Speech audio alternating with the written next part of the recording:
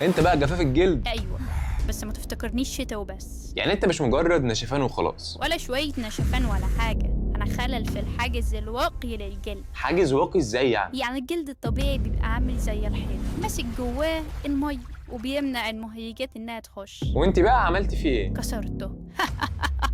كسرتيه يا مفتريه؟ ايوه، ولو ما سكتش هكسرك انت كمان. سيبنا اكمل بقى. لا لا لا خلاص كملي. الجلد بيبدأ يفقد المية ويبقى ناشف ويشد ويعمل حكة جديدة. عشان كده في ناس جلدها بيشقق. بالظبط، ولو اتساب ممكن يعمل التهابات ويغمق الجلد. طب وليه اصلا الجلد بينشف؟ أسباب كتير ما تعدش، يعني الجو البرد، الاستحمام الكتير بمية سخنة، والصابون القاسي، وقلة الترطيب. يعني الدوش السخن طلع مجرم؟ مجرم؟ ده مجرم رسمي كمان، ده بيغسل الزيوت الطبيعية اللي بتحمي الجلد. طب انا سمعت ان في ناس عندهم جفاف ضيق. أيوة، اللي عندهم إكزيما أو سكر أو حتى مشاكل في الغدة الدرقية. يعني الموضوع هنا مش تجميلي وبس. أكيد لأ، أنا مشكلة صحية، ولو اتهملت أبوظ الجلد. طب والحل ايه؟ ترطيب، بس مش أي ترطيب. ايوه ازاي يعني؟ مرطب تقيل بعد أي شاور، عشان الجلد بيكون لسه رطب سواء للوش أو للجسم. طب وده لاقي فين بقى؟